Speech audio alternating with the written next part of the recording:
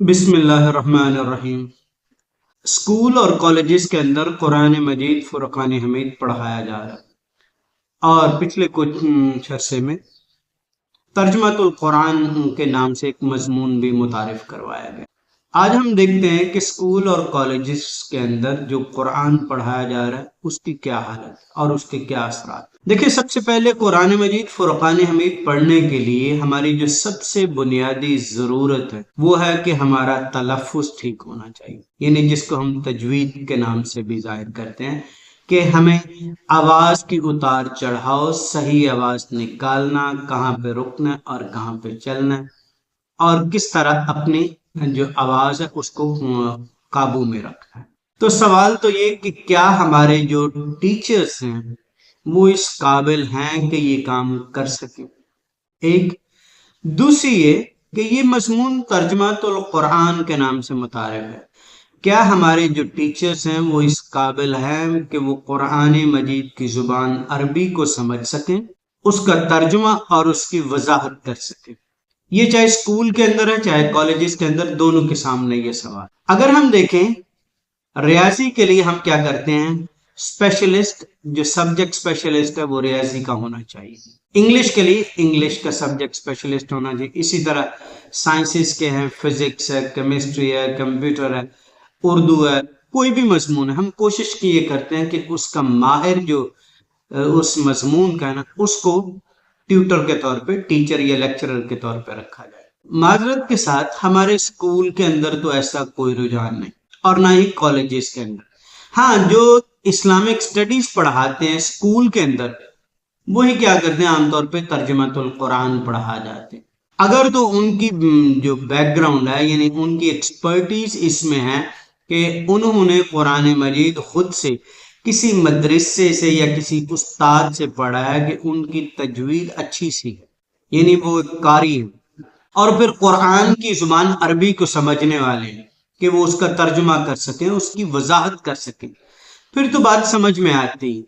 لیکن اگر انہوں نے اسلامک سٹڈیز اسی طرح جس طرح ہمارے یہاں ایم اے اسلامیت کروائی جاتی ہے، جس میں بہت کم پورشن جو ہے وہ قرآن کی زبان کا اور اس کے علاوہ اس کے قرآن کو پڑھنے کے طریقے کے بارے میں، زیادہ تر اس میں تاریخ کے حوالے سے ہے، تو وہ کام جو لوگ کیا کرتے ہیں، تاریخ پڑھتے ہیں، ڈسکرپشنز پڑھتے ہیں، کیا وہ اس قابل ہیں کہ نہیں کہ وہ پڑھا سکیں۔ ان میں سے چند ایک لوگ تو ہوں گے یقیناً، چونکہ کسی بھی جگہ پہ اچھے بھی لوگ ہوتے ہیں اور یقیناً غیر متعلقہ لوگ بھی ہوتے ہیں۔ تو یہاں پہ بھی جو ایشو ہے وہ یہی کہ یہاں پہ بہت سارے پڑھانے والوں کا خود تلفظ ٹھیک نہیں، وہ تجوید کو نہیں جانتے، وہ کسی مدرسے سے نہیں پڑھے، وہ کسی استاد سے نہیں پڑھے، انہوں نے کوئی باقاعدہ تعلیم حاصل نہیں کی کہ ان کا اپنا قرآن جو پڑھنا ہے اس کا تلفظ، اس کی آواز، جس کو ہم انگریزی میں عام طور پہ ساؤنڈز، فونکس، تلفظ وغیرہ کے ناموں سے ظاہر کرتے ہیں۔ تو اگر ہماری انگریزی، اردو، سائنس کے مضامین کے لیے یہ معیار ہے کہ متعلقہ ایکسپرٹ آدمی ہونا چاہیے، سبجیکٹ اسپیشلسٹ ہونا چاہیے، تو سوال یہ کہ قرآن کے لیے کیوں نہیں؟ اور ہم نے یہ فیلڈ کے اندر دیکھا ہے کہ جو لوگ پڑھا رہے ہیں بہت کم لوگ ایسے ہیں، بہت کم لوگ جن کا اپنا کسی حد تک تھوڑا سا تلفظ ٹھیک ہے، وہ کرنا آوے کا آوا ہی بگڑا ہوا ہے۔ وہ کہتے ہیں جی ہم نے بھی اسی طرح قرآن پڑھا تھا، وہی ہم آگے پڑھا رہے ہیں۔ تو میری اس ضمن میں گزارش ہے کہ جی جو معیار ہم دوسرے مضامین کے لیے رکھتے ہیں، قرآن کے لیے بھی ویسا ہی معیار، بلکہ اس سے بڑھ کر ہونا چاہیے۔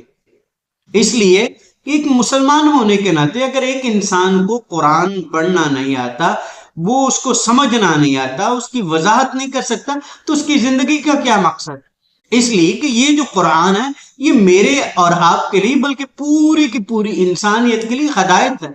اور اگر ہم نے گائیڈنس، ہدایت کو ہی نہیں سمجھنا، نہیں دیکھنا، نہیں اس کو پڑھ سکنا، تو پھر کیا فائدہ؟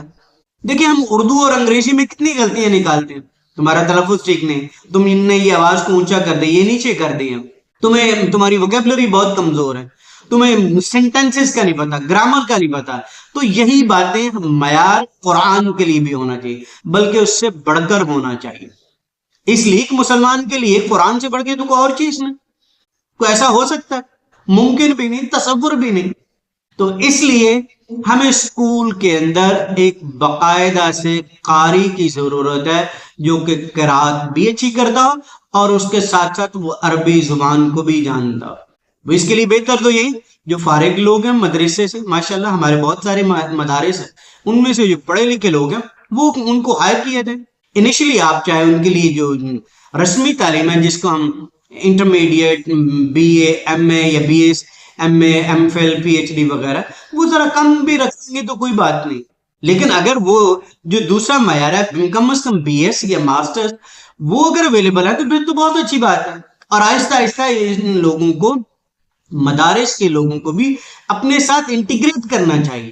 تاکہ وہ بھی اپنے آپ کو ایک مفید رکن سمجھے، اور وہ صرف مسجد اور اس کے امام کی حد تک نہ رہیں، بلکہ ہمارے اسکول میں بھی آئیں، وہ پڑھائیں، وہ کالجز کے اندر آئیں، انہیں یونیورسٹیز کے اندر بھی اسی طرح، گو کہ اسلامک اسٹڈیز کے مضمون کے اندر ہم انڈکٹ تو کرتے ہیں، لیکن جو ایسے لوگ ہیں جو ایکسپرٹس ہیں، جن کے پاس کوئی ڈگریز وغیرہ کم ہوتی ہیں اور کچھ کے پاس ہوں گے بھی، ان کو ضرور ہمیں ان سے استفادہ کرنا چاہیے۔ اس لیے کہ قرآن پڑھنا ایک matric, F A, B A, M A, M Phil, P H D, کوئی بھی ڈگری لے لے، ہم نے بہت سارے ٹیچرز یہاں تک کہ پروفیسرز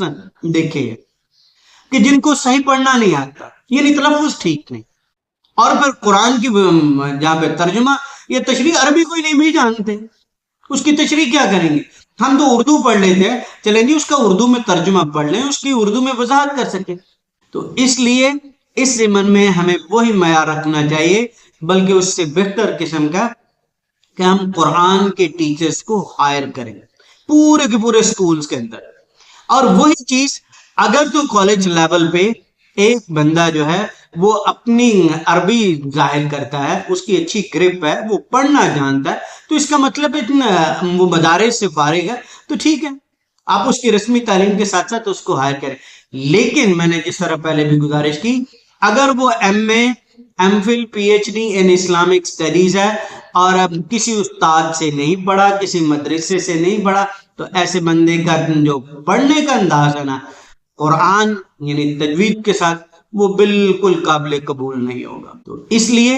آج کل تو بہت زیادہ ریسورسز بھی آگے، کتابیں ایک عرصے سے یعنی ملتی جا رہی، اب تو آن لائن اتنی چیزیں اویلیبل ہیں، چاہے وہ آڈیو کی شکل میں، ویڈیو کی شکل میں، اور چاہے وہ انٹریکٹیو قسم کے، تو ہمیں اپنے لوگوں کو اس معاملے میں لے کر آنا چاہیے۔ تو اسکول ایجوکیشن ڈپارٹمنٹ کو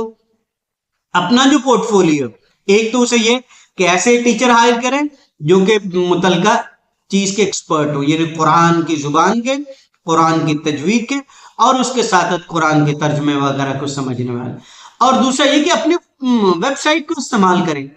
آپ جتنے بھی بڑے بڑے عالم ہیں اور جو اس قسم کے مدارس ہیں، ان سے ریسورسز بنوائیں، آڈیوز، ویڈیوز، اس قسم کے کام کروائیں اور اپنی پورٹ فولیو پہ رکھ دیں، یعنی ویب سائٹ پہ رکھ دیں۔ لوگ کیا کرتے ہیں، ہر ایک کے پاس اسمارٹ فون ہے، وہ کیا کریں گے، اپنی ویب سائٹ کے ذریعے یا ایپ کے ذریعے اس چیز سے سیکھتے بھی جائیں گے۔ اور جس طرح آپ کلسٹرز کے اندر ٹریننگز رکھتے ہیں، اس طرح قرآن کی بھی ٹریننگز رکھیں، قرآن کو مارجنلائز نہ کر دیں، اس کو کمتر نہ سمجھیں،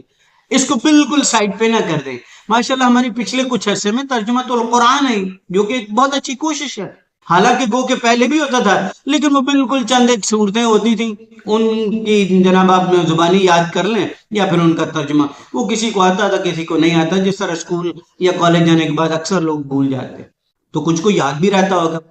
تو اس ضمن میں گزارش ہے کہ کمپیوٹر کا بہت زیادہ استعمال کیا جائے، ایپس، ویب سائٹ، آپ سائنس کے، میتھ کے، کمپیوٹر کے، اب ترجمہ القرآن کوئی بھی مضمون لے لیں، آپ اپنی ویب سائٹ بنائیں، وہاں پہ سارے کے سارے ای لرننگ ریسورسز رکھیں، اپنے ہیڈ آفس میں کسی جگہ پہ رکھیں، وہیں سے لوگوں کو ٹرین کریں، وہ کلسٹرز میں جائیں اور وہیں سے وہ سکولز میں جائیں، اور مدارس کو اس ضمن میں آن بورڈ کرنے کی ضرورت ہے، اور اساتذہ کو، تاکہ ان کی ایکسپرٹیز کو استعمال کیا جائے۔ اور اسی طرح کالجز کے لیے بھی یہی، ہمارے ہائر ایجوکیشن ڈپارٹمنٹ کو بھی چاہیے کہ وہ متعلقہ لوگوں کو ہائر کرے، اس سے ریسورسز بنوائے، اور ایسے ہی لوگوں کو ہائر کرے جن کی قرآن کے اندر ماہر ہیں وہ چاہے نسبتاً کم بھی پڑھے ہوں گے کوئی بات نہیں، آہستہ آہستہ وہ نکل آئیں گے، اور اگر پہلے سے پڑھے لکھے ہیں یعنی وہ M Phil P H D وغیرہ بھی ہیں پھر تو بہت اچھی بات ہے، لیکن یہ قرآن کا صحیح پڑھنا اور اس کی جو ترجمہ اور تفسیر ہے وہ بتانا بہت زیادہ ضروری ہے، اس لیے کہ ہماری اگلی نسلیں اسی طرح قرآن سے محروم نہ ہو جائیں۔ اللہ تعالیٰ سے دعا ہے کہ اللہ تعالیٰ مجھے بھی اور آپ کو سمجھنے کی اور عمل کرنے کی توفیق عطا فرما، آمین۔